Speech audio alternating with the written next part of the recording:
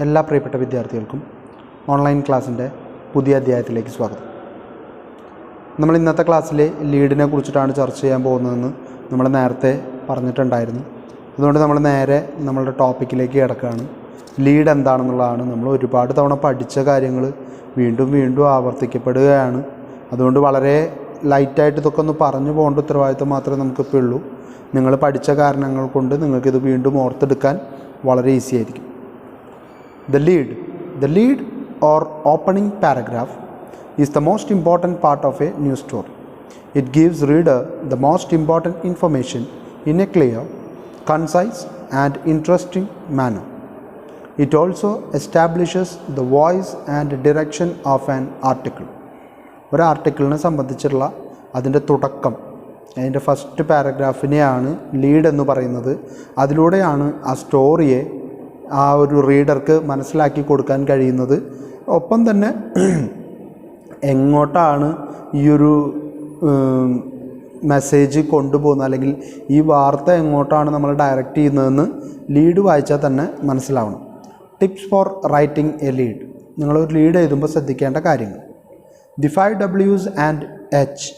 Before writing a lead, decide which aspect of the story, who, what, when, why, how is most important. If you are reporting a fire story, start by telling the reader where and when the fire occurred, how many people were injured, and try to find out what caused the fire. The writer could also estimate the loss caused by the fire. You should emphasize those aspects in your lead. Wait to explain less important aspect until the second or third sentence. നിങ്ങൾ ഒരു lead എഴുതി തുടങ്ങുമ്പോൾ ആദ്യം ശ്രദ്ധിക്കേണ്ട കാര്യം, നിങ്ങൾ എന്തിലാണ് focus ചെയ്യാൻ ഉദ്ദേശിക്കുന്നതെന്ന് നിങ്ങൾ ആദ്യം തീരുമാനിക്കണം. നിങ്ങളുടെ കയ്യിൽ 5 W's ഉണ്ടായിരിക്കും, 1 H ഉണ്ടായിരിക്കും. ഈ Hൽ തുടങ്ങണോ 5 W'സിൽ ഏതെങ്കിലും ഒന്നെടുത്തിട്ട് ആ ആസ്പെക്റ്റിൽ നിന്ന് നമ്മളുടെ സ്റ്റോറി ആരംഭിക്കണോ എന്ന് തീരുമാനിക്കേണ്ടത് നമ്മൾ ഓരോരുത്തരുമാണ്. അപ്പോൾ എവിടെ നിന്ന് ആരംഭിക്കണം എന്നുള്ളത് കണ്ടെത്തി അത് തീരുമാനിച്ച് അതിൽ നിന്ന് തുടങ്ങാനാണ് നിങ്ങൾ ശ്രമിക്കേണ്ടത്. Specificity. Though you are essentially summarising information in most leads, try to specific as possible. നിങ്ങളൊരു കാര്യത്തെക്കുറിച്ച് പറയാനായിട്ട് തീരുമാനിച്ചാൽ, അല്ലെങ്കിൽ എന്തെങ്കിലും ഒരു ഇൻഫർമേഷനെ ക്രോഡീകരിക്കുക എന്ന് പറയില്ലേ, സമ്മറൈസ് ചെയ്യാൻ തീരുമാനിച്ചാൽ, നിങ്ങൾ ആദ്യം ചെയ്യേണ്ട കാര്യം അതിൽ നിങ്ങൾ സ്പെസിഫൈ ചെയ്ത് പറയണം. ഏറ്റവും ടു ദ പോയിൻറ്റിലേക്ക് നിങ്ങൾക്ക് പോകാൻ പറ്റുമോ ആ ടു ദ പോയിൻറ്റിലേക്ക് വരെ പോകാനായിട്ട് നിങ്ങൾ തയ്യാറാവണം. എങ്കിൽ മാത്രമേ ആ ഒരു റീഡർക്ക് അതിൽ നിന്ന് അതിൻ്റെ എസൻസ് കൃത്യമായിട്ട് എടുക്കാനായിട്ട് പറ്റുള്ളൂ. Brevity. Readers want to know why a story is important and you have to tell them in as few words as possible. Avoid unintentional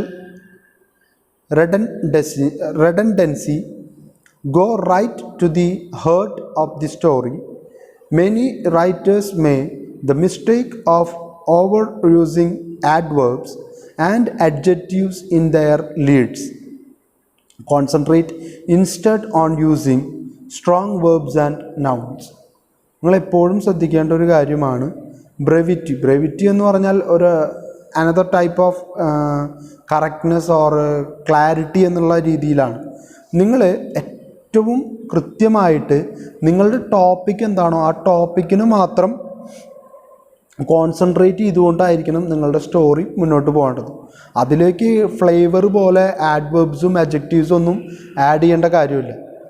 കാരണം ഇതൊരു ന്യൂസ് സ്റ്റോറിയാണ്. അപ്പോൾ ന്യൂസ് സ്റ്റോറി എഴുതുമ്പോൾ അതിനകത്ത് നിങ്ങൾ കുറേ കൂടുതലായിട്ട് ആഡ് ചെയ്യേണ്ടതായിട്ടുള്ള കാര്യങ്ങളില്ല. എന്താണ് നടന്നതെന്നുള്ളത് കൃത്യമായിട്ടുള്ള വിവരണം പ്രേക്ഷകന് കൊടുക്കാൻ പറ്റിയാൽ മതി. അപ്പോൾ അവിടെ അഡ്ജക്റ്റീവ്സിനും ആഡ്വേർബ്സിനും ഒന്നും അധികം പ്രാധാന്യമില്ല എന്നുള്ളത് മനസ്സിലാക്കിക്കൊണ്ട് അത് പരമാവധി ഒഴിവാക്കാനായിട്ട് റൈറ്റർ പ്രത്യേകം ശ്രദ്ധിക്കുക. Active sentences. Strong verb will make your lead lively and interesting. A passive construction, on the other hand, can sound dull. നിങ്ങളുടെ റൈറ്റപ്പ് എന്ത് തന്നെ ആയാലും ആക്റ്റീവ് സെൻറ്റൻസിലേക്ക് മാറ്റുക. പാസീവായിട്ട് എഴുതി കഴിഞ്ഞാൽ വായനക്കാരന് അതിലൊരു ഇൻട്രസ്റ്റ് ഉണ്ടാവില്ല വായിക്കാനായിട്ട്. കാരണം ഭയങ്കര ഡള്ളായ പോലെ തോന്നും. അങ്ങനെ പോട്ടെ, കുഴപ്പമില്ല.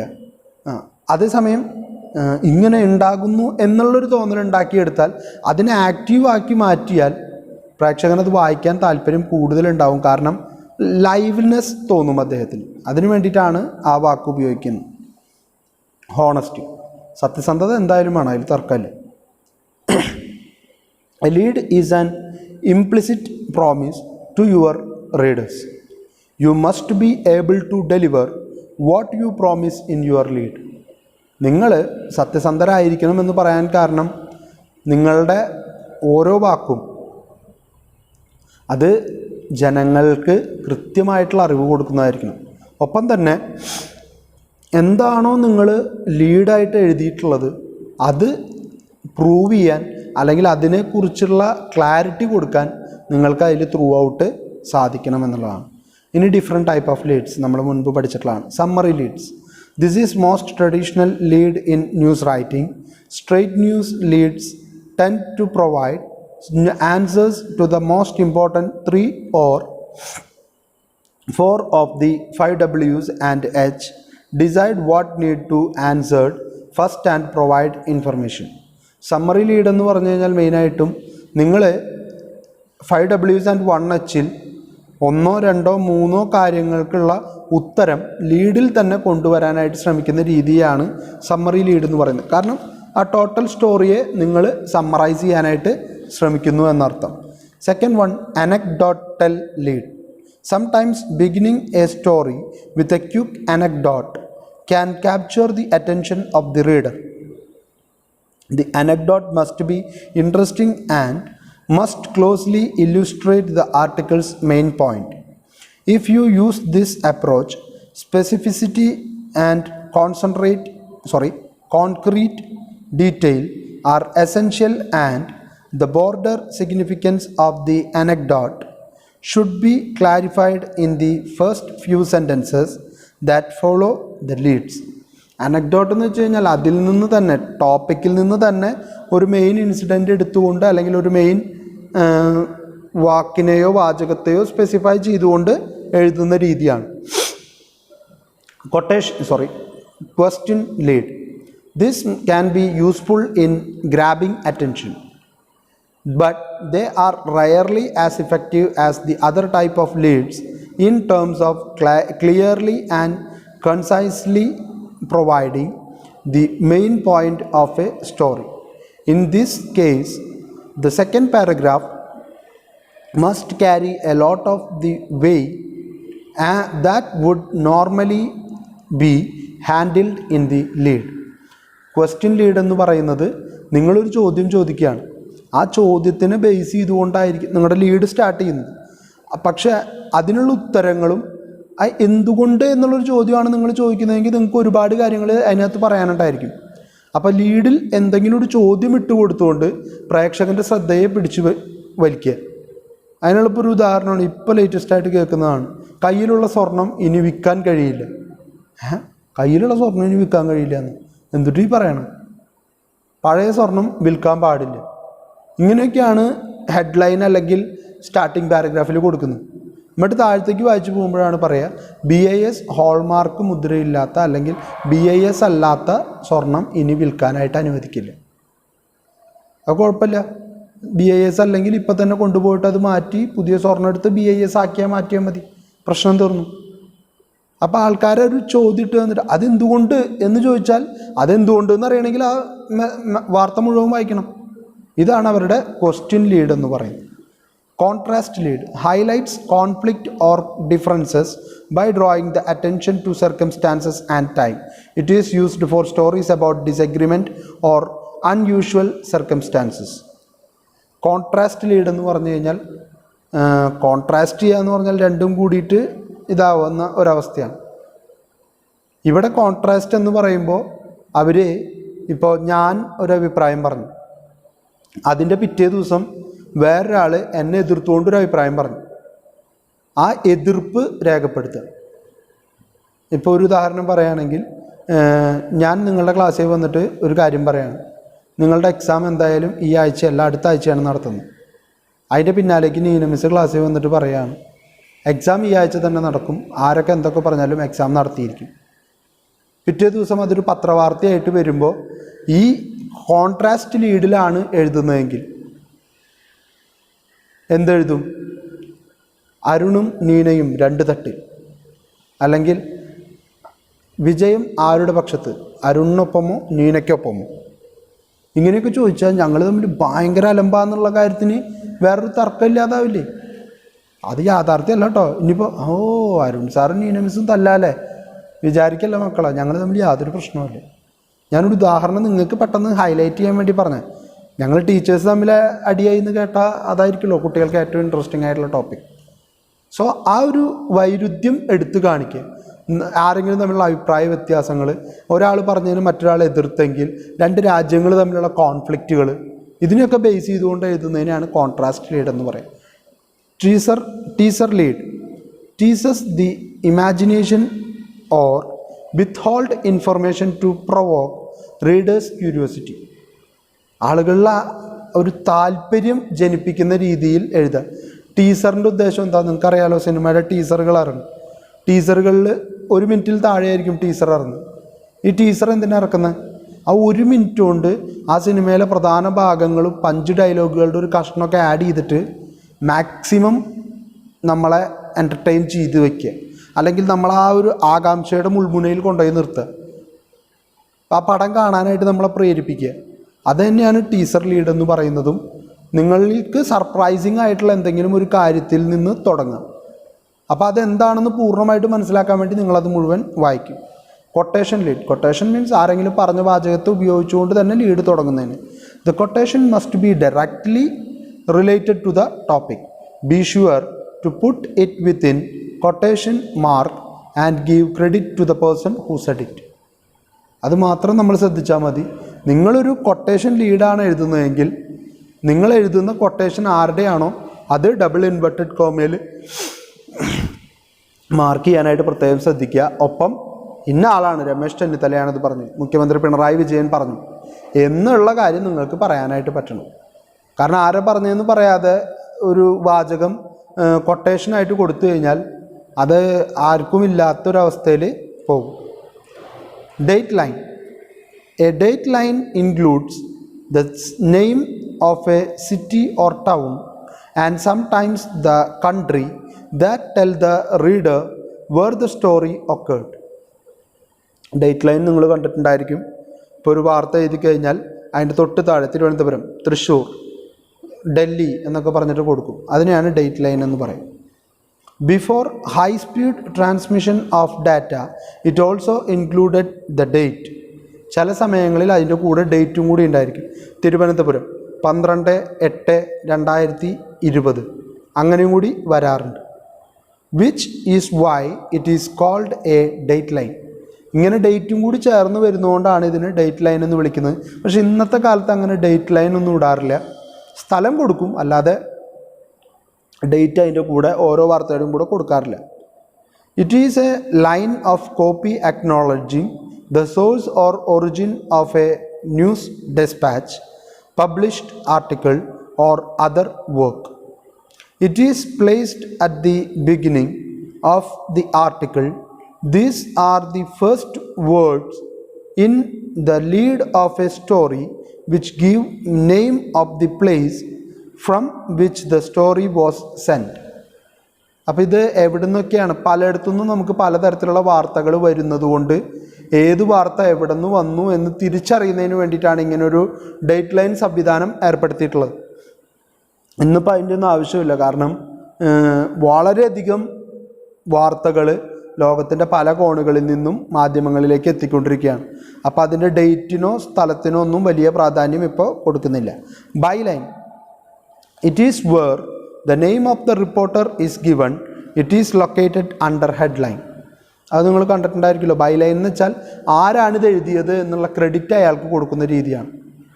ഇപ്പോൾ ഉദാഹരണം പറയുകയാണെങ്കിൽ, ബംഗാളിൽ തൃണമൂൽ കോൺഗ്രസിൽ നിന്നും BJPയിലേക്ക് കുത്തൊഴുക്ക്. വാർത്തയുടെ ഹെഡ്ലൈൻ്റെ തൊട്ട് താഴെ ആരാന്ന് എഴുതിയിട്ടുണ്ടാവും. ചിലപ്പോൾ സ്വന്തം ലേഖകനായിരിക്കും. ചില സമയങ്ങളിൽ ആരാണ് ആ പർട്ടിക്കുലർ വ്യക്തി, അരുൺ ഫ്രാൻസിസ്, ഗോഡ്വിൻ, അല്ലെങ്കിൽ ആരാണോ വാട്ട് എവർ ഇറ്റ് ഈസ്, ആ പേരവിടെ കൊടുക്കും. കാരണം അയാൾ ചെയ്ത വാർത്തയാണെന്ന് ലോകത്തിനെ അറിയിക്കാൻ വേണ്ടിയിട്ടാണ്. ക്രെഡിറ്റ് ലൈൻ ഉണ്ട്. ബൈ ലൈൻ നമ്മളിപ്പോൾ പറഞ്ഞു, ആരാണോ ചെയ്തത് അയാളുടെ പേര് കൊടുക്കുന്നു. അത് സാധാരണ ഹെഡ്ലൈൻ്റെ താഴെയായിട്ടാണ് കൊടുക്കാറ്. The name of the person or organization that made or distributed the photograph, map, chart or illustration used in the news story. It is a photographer's byline. The name of the person or organization responsible for taking or distributing a photograph usually appear in small type under the picture. അത് നിങ്ങൾ ശ്രദ്ധിച്ചിട്ടുണ്ടായിരിക്കും. അതിനെ by line എന്നല്ല പറയുക, credit line എന്നാണ് പറയുക. കാരണം ചില സമയങ്ങളിൽ ചില ഫോട്ടോസ് എടുക്കാൻ അതാത് പത്രങ്ങളുടെ റിപ്പോർട്ടേഴ്സ് ഇല്ലാതെ വരും. ആ സമയങ്ങളിൽ അവർ മറ്റു പത്രങ്ങളിൽ നിന്നോ ന്യൂസ് ഏജൻസിയിൽ നിന്നോ ഈ ഫോട്ടോസ് മേടിക്കും. ഈ ഫോട്ടോ കൊടുത്തു കഴിയുമ്പോൾ കടപ്പാട് എന്ന് പറഞ്ഞിട്ട് മലയാളം പത്രങ്ങളിലൊക്കെ എഴുതുന്നത് കാണാം. റോയിറ്റേഴ്സ്, PTI അല്ലെങ്കിൽ വേറെ ഏതെങ്കിലും ഒരു വ്യക്തി എടുത്തയച്ച ഫോട്ടോയാണെങ്കിൽ അദ്ദേഹത്തിൻ്റെ പേര് കൊടുക്കുന്നത് കാണാം. ഇതിനെയാണ് ക്രെഡിറ്റ് ലൈൻ എന്ന് പറയുക. ക്രെഡിറ്റ് ലൈൻ സാധാരണ ഫോട്ടോസിൻ്റെ താഴെയായിട്ടാണ് കൊടുക്കാറുള്ളത്. ഫ്രീലാൻസിങ് എന്താണെന്ന് ഞാൻ ഇനിയും പറയേണ്ട കാര്യമുണ്ടോ? നിങ്ങൾക്ക് അറിയാത്ത കാര്യമല്ല ഫ്രീലാൻസിങ് എന്താണ്. നമ്മൾ അത്രയധികം കാര്യമായിട്ട് കഴിഞ്ഞ സെമസ്റ്ററുകളിലൊക്കെ ആയിട്ട് ജേർണലിസത്തിൽ പഠിച്ചതാണ്. പക്ഷെ ഇവിടെ വീണ്ടും ഫ്രീലാൻസർ വന്നിരിക്കുകയാണ്. നമുക്കത് കാരണം നോക്കാതെ പോകാനായിട്ട് പറ്റില്ല.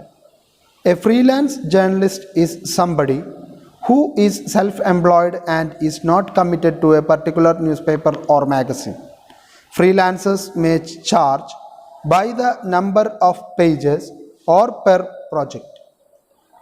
Freelancers generally enjoy a greater variety of assignment than those in regular employment, and though they need to earn a regular income, they have more freedom to choose their work schedule.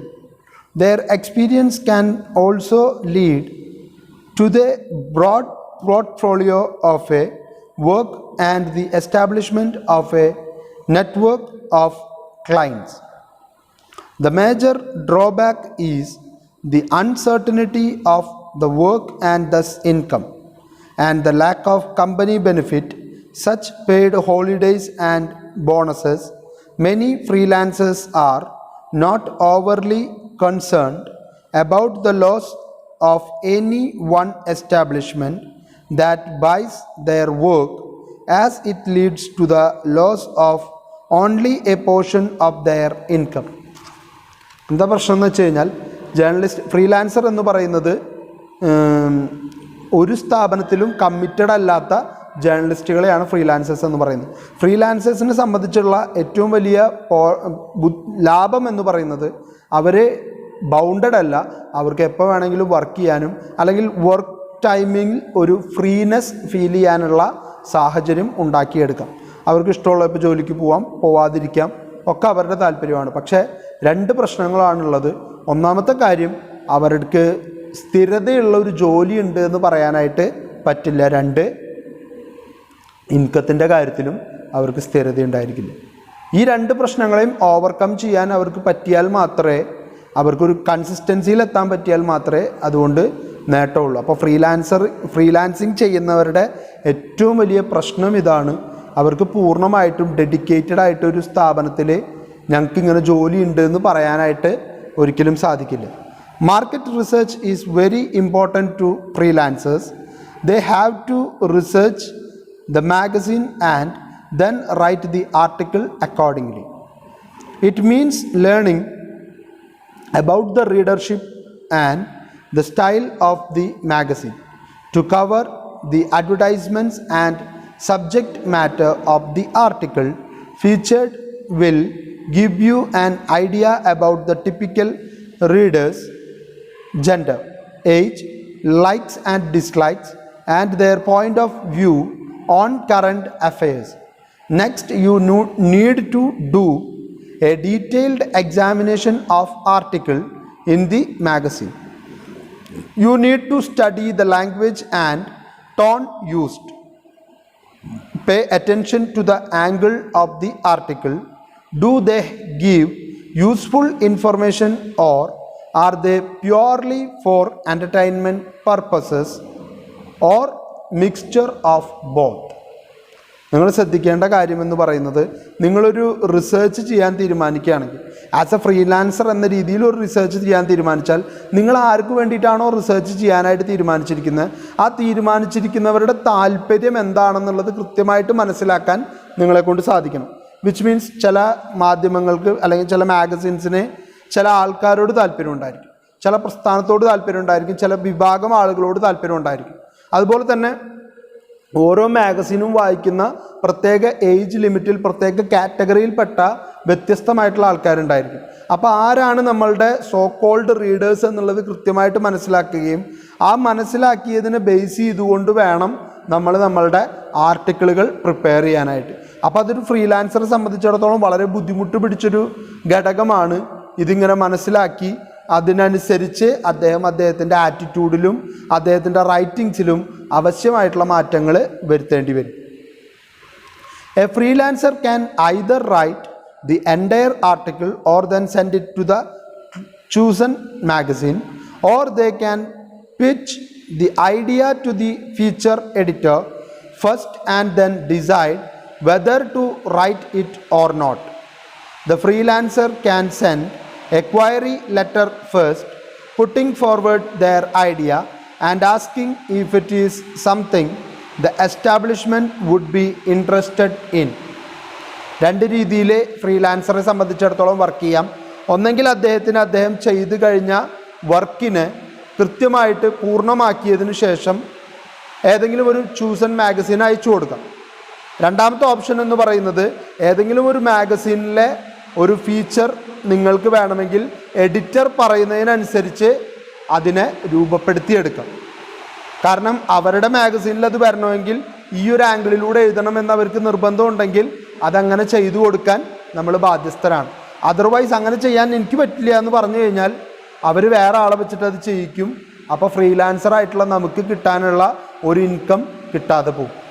അതുകൊണ്ടാണ് തീരുമാനിച്ചതിന് ശേഷം എഴുതാനായിട്ട് ആവശ്യപ്പെടുന്നത്.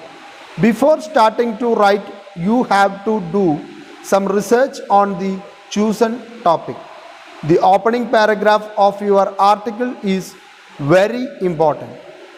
If it does not arouse the reader's curiosity, then there is a risk that they won't bother to read the rest of your work and will instead move on to the next feature. Each paragraph should add to the argument or move to the article on in a logical manner. The ending of your article must sum up your argument or advise the reader as to what they can do next if it's an information piece. നിങ്ങൾ ഒരു article എഴുതാൻ തീരുമാനിച്ചാൽ, ഫ്രീലാൻസറായിട്ടൊരു article എഴുതാൻ തീരുമാനിച്ചാൽ, നിങ്ങൾ ആദ്യം ചെയ്യേണ്ട കാര്യം, നിങ്ങൾ എന്തിനെക്കുറിച്ചിട്ടാണോ എഴുതാൻ പോകുന്നത് അതിനെക്കുറിച്ച് നല്ലൊരു സ്റ്റഡി നടത്തുക, റിസർച്ച് ചെയ്യുക. എന്നിട്ട് കണ്ടെത്തുന്ന കാര്യങ്ങളെ റീഡർക്ക് കൂടി താല്പര്യം ഉണ്ടാക്കുന്ന തരത്തിലേക്ക് അതിനെ കൺവേർട്ട് ചെയ്തെടുക്കാൻ നിങ്ങൾക്ക് പറ്റണം.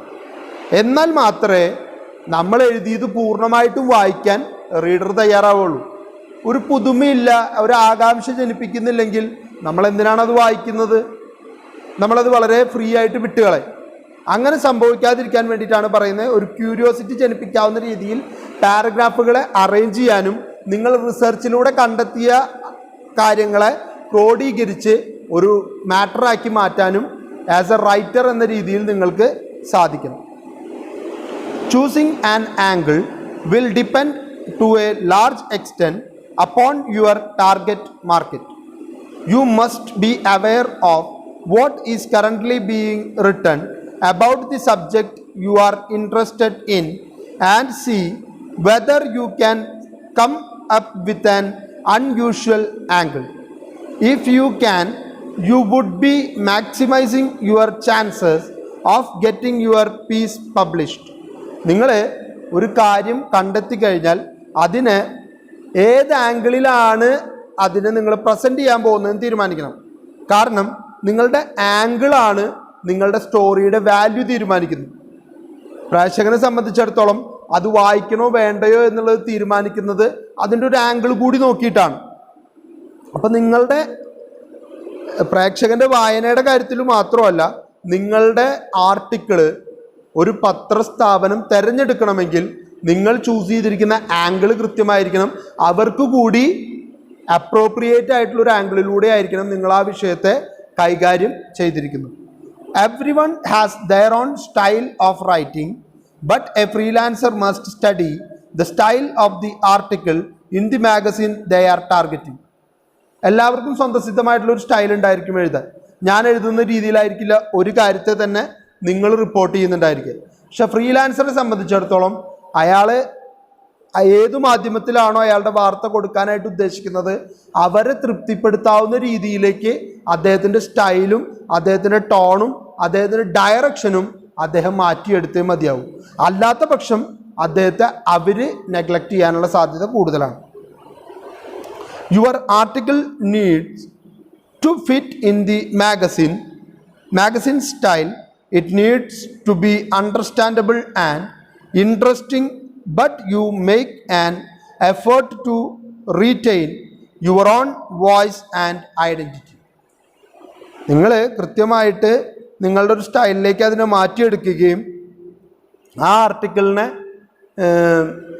മാഗസിനും കൂടി മാച്ച് ആവുന്ന രീതിയിലേക്ക് കൊണ്ടുപോയില്ലെങ്കിൽ നിങ്ങളുടെ ആർട്ടിക്കിള് മാഗസിനിൽ മാറി നിൽക്കാനും ബാക്കിയുള്ളവരുടെയും നിങ്ങളുടെയും തമ്മിലൊരു വ്യത്യാസം ഫീൽ ചെയ്യാനൊക്കെ കാരണമാവും.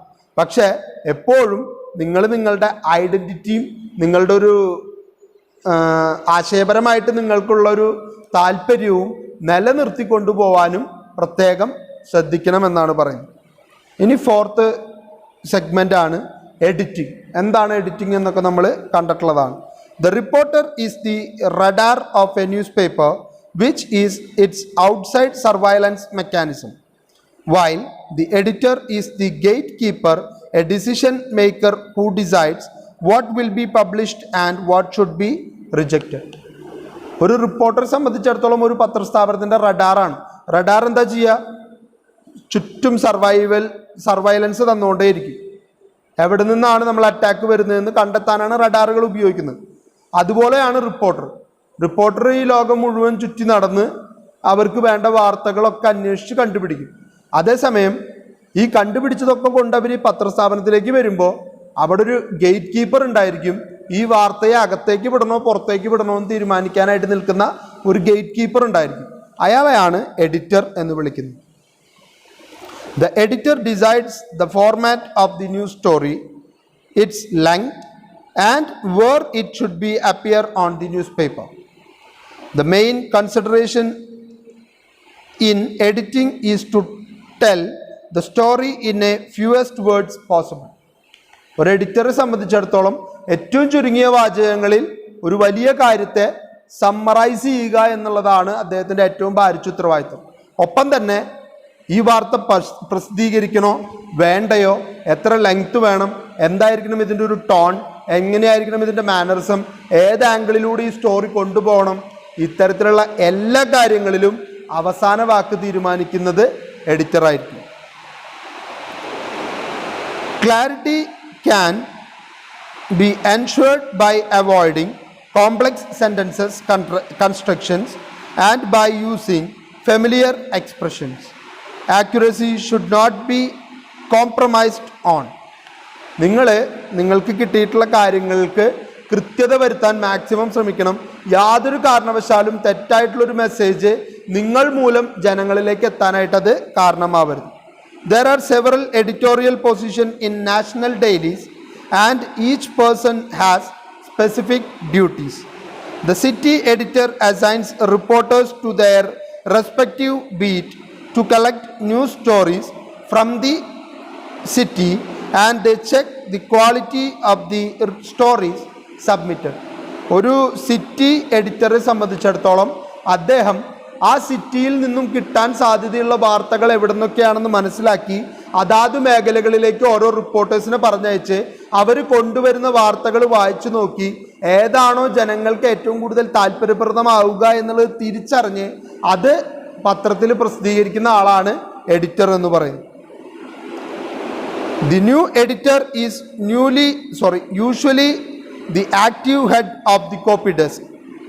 The news editor handles all the copy, local and non-local, except that proceed by special desk such as the sports and literary section. Naturally പറയുകയാണെങ്കിൽ ഒരു എഡിറ്റോറിയൽ സെക്ഷൻ്റെ മെയിൻ അല്ലെങ്കിൽ തല എന്ന് പറയുന്നത് എപ്പോഴും എഡിറ്റർ ആയിരിക്കും. എഡിറ്റർക്കാണ് അതിൻ്റെ പൂർണ്ണമായിട്ടുള്ള ഉത്തരവാദിത്തം. ചില പ്രത്യേക ഡെസ്കുകൾ അല്ലെങ്കിൽ സ്പോർട്സിന് വേണ്ടി, സിനിമയ്ക്ക് വേണ്ടി, ആർട്ടിന് വേണ്ടിയിട്ടൊക്കെ പ്രത്യേകം ഡെസ്കുകൾ ചിലപ്പോൾ ക്രിയേറ്റ് ചെയ്തിട്ടുണ്ടായിരിക്കും. അങ്ങനത്തെ വാർത്തകളും അങ്ങനത്തെ ഫീച്ചേഴ്സും അവിടെയാണ് തീരുമാനിക്കപ്പെടുക. The duties of an editor. The managing editor or executive editor is the top of the news hierarchy. ഏറ്റവും ടോപ്പിൽ വരുന്ന വ്യക്തി ഒന്നെങ്കിൽ മാനേജിങ് എഡിറ്റർ എന്ന് പറയും, അല്ലെങ്കിൽ സാധാരണഗതിയിൽ എക്സിക്യൂട്ടീവ് എഡിറ്റർ എന്ന് വിളിക്കും. ഇനി എന്തൊക്കെയാണ് ഒരു എഡിറ്റർ ചെയ്യേണ്ട ജോലികൾ എന്നുള്ളതാണ്. ഇതൊക്കെ നമ്മൾ പഠിച്ചിട്ടുള്ളതാണ്. Make sure that the story confirms to the style of the newspaper. നമ്മളുടെ ന്യൂസ് പേപ്പർ ഏത് ആശയവുമായിട്ടോ ഏത് രീതിയുമായിട്ട് മുന്നോട്ട് പോകുന്നോ അതേ രീതിയിലേക്ക് ഈ ന്യൂസ് സ്റ്റോറി വന്നിട്ടുണ്ട് എന്നുറപ്പാക്കേണ്ട ഉത്തരവാദിത്തം ആരുടെയാണ്? എഡിറ്ററുടെയാണ്. Second one, adjust story length to space requirement. നമുക്ക് അനുവദിക്കപ്പെട്ടിട്ടുള്ള സ്പേസിലേക്ക് ചുരുക്കാനും അനുവദിക്കപ്പെട്ടിട്ടുള്ള സ്പേസിലേക്ക് വികസിപ്പിക്കാനും ഉത്തരവാദിത്തപ്പെട്ട വ്യക്തിയാണ് എഡിറ്റർ. എങ്ങനെയെങ്കിലും ഒരു വാർത്തയിൽ ലെങ്ത്തിൽ കുറവോ കൂടുതലോ വന്നാൽ ആ ഏറ്റക്കുറച്ചിൽ ബാലൻസ് ചെയ്യേണ്ട ഉത്തരവാദിത്വവും എഡിറ്ററുടെയാണ്. Corrects factual errors. ഏതെങ്കിലും തെറ്റുകൾ സംഭവിച്ചിട്ടുണ്ടെങ്കിൽ അത് കണ്ടെത്തി അത് തിരുത്തേണ്ട ഉത്തരവാദിത്വം എഡിറ്ററുടേത് തന്നെയാണ്. Make stories objective and legally safe. രണ്ടാമത് ചെക്ക് ചെയ്യുക. വാർത്ത കൊണ്ടുവരുന്നത് സത്യസന്ധമാണോ ശരിയാണോ എന്ന് ചെക്ക് ചെയ്യുക. ഒപ്പം തന്നെ കോടതിയുടെ വിമർശനത്തിനോ മറ്റ് നിയമ നടപടികൾക്കോ ഉള്ള സാധ്യത ഇല്ലാത്ത വാർത്തയാണ് നമ്മൾ പ്രസിദ്ധീകരിക്കുന്നതെന്ന് ഒരിക്കൽ കൂടി ഉറപ്പുവരുത്തുക. Check for clarity and correct language errors. ഏതെങ്കിലും തരത്തിലുള്ള അക്ഷര മിസ്റ്റേക്കോ അതല്ലെങ്കിൽ ഗ്രാമാറ്റിക്കൽ എററോ കൺസ്ട്രക്ഷനിൽ വന്നിട്ടുള്ള വാചകങ്ങളുടെ കൺസ്ട്രക്ഷനിൽ വന്നിട്ടുള്ള എറേഴ്സോ സംഭവിച്ചിട്ടുണ്ടെങ്കിൽ അത് കണ്ടെത്തി തിരുത്തേണ്ട ഉത്തരവാദിത്തം എഡിറ്ററുടെയാണ്. റിപ്പോർട്ടർ ചിലപ്പോൾ വേഗത്തിൽ എഴുതുമ്പോൾ പലതും തെറ്റിപ്പോയിട്ടുണ്ടാവും. പക്ഷെ അതൊക്കെ കണ്ടെത്തി തിരുത്തി ക്ലിയർ ആയിട്ടുള്ള മെസ്സേജ് പുറത്തുവിടേണ്ട ഉത്തരവാദിത്തം എഡിറ്ററുടേതാണ്. Substitute jargon with words that are understand by the common readers. ഏതെങ്കിലും കട്ടി വാക്കുകൾ പത്രലേഖകൻ ഉപയോഗിച്ചിട്ടുണ്ടെങ്കിൽ, റിപ്പോർട്ടർ ഉപയോഗിച്ചിട്ടുണ്ടെങ്കിൽ ആ വാക്കിനെ തിരുത്തി അവിടെ വളരെ ലൈറ്റായിട്ടുള്ളൊരു വാക്കിനെ പുനഃസ്ഥാപിച്ചുകൊണ്ട് കൃത്യമായിട്ട് ആളുകൾക്ക്, സാധാരണക്കാർക്ക് കൂടി മനസ്സിലാകുന്ന രൂപത്തിലേക്ക് വാർത്തയെ മാറ്റേണ്ട ഉത്തരവാദിത്വം എഡിറ്ററുടേത് തന്നെയാണ്. Guard against journalist. Journalist is language used by journalist when they try to avoid using the obvious words and look for alternatives, but this causes ambiguity. നിങ്ങൾ ഒരു കാര്യം പ്രത്യേകം ശ്രദ്ധിക്കുക, ജേർണലീസ് സംഭവിക്കാതിരിക്കാൻ പ്രത്യേകം ശ്രദ്ധിക്കുക. ജേർണലീസ് എന്ന് പറഞ്ഞു കഴിഞ്ഞാൽ മോശമായിട്ടുള്ളതോ അപകീർത്തിപ്പെടുത്തുന്നതായിട്ടുള്ള വാക്കുകൾ ഉപയോഗിക്കുമ്പോൾ അതിന് പകരമായിട്ട് ഉപയോഗിക്കാൻ പറ്റിയ വാക്കുകളെയാണ് ജേർണലീസ് എന്ന് പറയുക. അത്തരം ജേർണലീസ് ഉപയോഗിച്ചുകൊണ്ട് നിങ്ങളുടെ വാചകത്തെ, നിങ്ങളുടെ റിപ്പോർട്ടിനെ സേഫ് ഗാർഡ് ചെയ്യാനായിട്ട് ശ്രദ്ധിക്കേണ്ട ഉത്തരവാദിത്വവും ഈ പറയുന്ന നമ്മളുടെ എഡിറ്ററുടെ ഉത്തരവാദിത്തത്തിൽപ്പെട്ട കാര്യം തന്നെയാണ്. ഇനി 4.2 പറയുന്നു എന്താണ് സബ്ബിംഗ്. സബ്ബിംഗ് എന്താണെന്ന് നോക്കാം. Sub editor is A person who correct and check article in A news paper before they are printed. Print ചെയ്യുന്നതിന് മുൻപ് ഒന്നുകൂടി ക്രോസ് ചെക്ക് ചെയ്യുകയോ അല്ലെങ്കിൽ അതിനെ ഡിസൈൻ ചെയ്ത് അതിന് കറക്റ്റ്നെസ് വരുത്തുന്ന വ്യക്തിയാണ് sub editor. A sub editor is responsible for ensuring that the tone, style and layout of the final copy matches the style followed by the publication house and also suits the largest market. Sub എഡിറ്ററെ സംബന്ധിച്ചിടത്തോളം ഉള്ള ഭാരിച്ചൊരു ഉത്തരവാദിത്വമാണ് edit ചെയ്ത് നല്ല രീതിയിൽ അതിനെ perfect ആക്കി വെക്കുക. അതിൻ്റെ ടോൺ, അതിൻ്റെ ആംഗിൾ, അതിൻ്റെ സ്റ്റൈൽ, ലേഔട്ട് എല്ലാം നമ്മളുടെ പ്രസിദ്ധീകരണത്തിന് മാച്ച് ആവുന്ന തരത്തിലുള്ളതാണെന്ന് ഉറപ്പാക്കുക. ആ ഒരു കാലഘട്ടത്തിനനുസരിച്ച് മാർക്കറ്റ് പ്ലേസിൽ അത് അംഗീകരിക്കപ്പെടുന്നതാണ് എന്നുള്ളത് കണ്ടെത്തുക. The work involves processing the entire copy before it is published to ensure that it is grammatically and factually correct and that it reads well. Sub-editors also lay out the story on the page, write headings, and may be involved with overall page design. എല്ലാ ഭാഗത്തുകൂടിയും കടന്നു പോകണം. ഒരു പത്രം തയ്യാറായി അതിലെ photos, അതിലെ വാർത്തകൾ, അതിലെ factual errors, grammatical mistake, spelling mistake ഉൾപ്പെടെയുള്ളവ കണ്ടെത്തി അതിന് ഡിസൈൻ ചെയ്ത് ലേഔട്ട് കറക്റ്റാക്കി കുറയ്ക്കേണ്ടത് കുറച്ച് കൂട്ടേണ്ടത് കൂട്ടി എല്ലാ വിധത്തിലും ഒരു വാർത്തയെ പെർഫെക്റ്റ് ആക്കി മാറ്റേണ്ട A to Z കാര്യങ്ങൾ ചെയ്യേണ്ട ഉത്തരവാദിത്തം സബ് എഡിറ്ററുടെയാണ്. റിപ്പോർട്ടറെ സംബന്ധിച്ചിടത്തോളം കളക്ട് ചെയ്യും, അത് ഇവിടെ കൊണ്ടുവന്ന് ഡംപ് ചെയ്യും. അതിൽ നിന്ന് അത് പെറുക്കിയെടുത്ത് അതിനെ ഭംഗിയാക്കി മിനുക്കി അത് പെർഫെക്റ്റ് ആക്കി മാറ്റേണ്ട ഉത്തരവാദിത്തം സബ് എഡിറ്ററുടെയാണ്. A sub editor thus is responsible for giving the finishing touches to be published material. She or he turns the dry, dull fact or information against the charges of libel, misrepresentation, silly grammatical and spelling errors and more. The sub-editor must have good command over language and should be diplomatic. നിങ്ങൾ ആണായാലും പെണ്ണായാലും sub editor ആണെങ്കിൽ നിർബന്ധമായിട്ടും ചെയ്യേണ്ടത് ഏതെങ്കിലും തരത്തിൽ ഒരാളെ അപകീർത്തിപ്പെടുത്തുന്നതോ അദ്ദേഹത്തിനെ മിസ്റെപ്രസെൻറ്റേറ്റീവ് ചെയ്യുന്നതുമായിട്ടുള്ള വാർത്തകളോ വാചകങ്ങളോ നമ്മുടെ പത്രത്തിൻ്റെ ഏതെങ്കിലും ഒരു കോളത്തിൽ വന്നിട്ടുണ്ടെങ്കിൽ അതിനെ കൃത്യമായിട്ട് അനലൈസ് ചെയ്ത് അതിനെ മാറ്റി ആർക്കും ദോഷം വരാത്ത രീതിയിലേക്ക് മാറ്റിയെടുക്കേണ്ട ഉത്തരവാദിത്തം സബ് എഡിറ്ററുടേതാണ്. ഒപ്പം തന്നെ ഒരു സബ് എഡിറ്ററെ സംബന്ധിച്ചിടത്തോളം അയാൾ ഏതു ഭാഷയിലാണോ കാര്യം കൈകാര്യം ചെയ്യുന്നത് ആ കൈകാര്യം ചെയ്യുന്ന ഭാഷയിൽ നല്ല പ്രാവീണ്യമുള്ള വ്യക്തിയായിരിക്കണം. കാരണം ചെറിയൊരു വാക്കിൻ്റെയോ ഒരു അക്ഷരത്തിൻ്റെയോ മിസ്റ്റേക്ക് പോലും വരുത്താൻ പാടില്ലാത്ത ജോലിയാണ് സബ് എഡിറ്റിംഗ് എന്ന് പറയുന്നത്. ഒപ്പം തന്നെ അദ്ദേഹം ഡിപ്ലോമാറ്റിക് ആയിരിക്കണം. അവസരത്തിനൊത്ത് പെരുമാറാനും വേഗത്തിൽ ഡിസിഷൻസ് എടുക്കാനും അത് നമ്മൾ മുൻപേ പഠിച്ചിട്ടുള്ളതാണ്. Fast and swift in action എന്നുള്ളത് റിപ്പോർട്ടറുടെയും അതുപോലെ തന്നെ എഡിറ്ററുടെയും ക്വാളിറ്റിയിൽ നമ്മൾ പഠിച്ചിട്ടുള്ള കാര്യമാണ്. അപ്പോൾ ഇത്രയാണ് നമ്മൾ ഇന്ന് ചർച്ച ചെയ്യാനായിട്ട് ഉദ്ദേശിക്കുന്നത്. ആദ്യം നമ്മൾ കണ്ടത് ലീഡാണ്.